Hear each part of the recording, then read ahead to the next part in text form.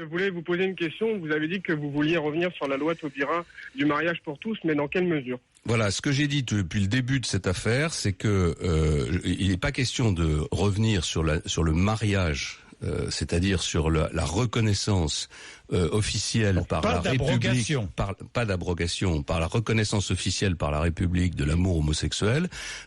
Moi, j'étais contre cette réforme, mais je considère qu'aujourd'hui elle a été votée et que revenir dessus, ce serait montrer du doigt, au fond, les homosexuels d'une manière qui est inacceptable.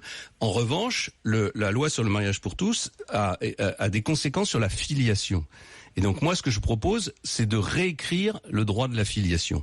Pour introduire dans ce droit de la filiation une notion évidente, c'est qu'un enfant est toujours, quoi qu'il arrive, le fruit d'un père et d'une mère. Et à partir de là, il y a des conséquences. Il y a des conséquences sur l'adoption.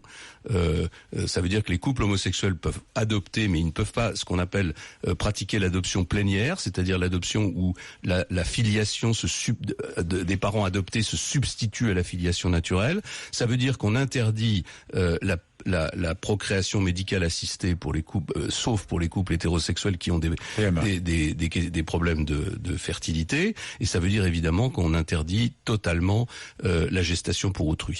La GPA.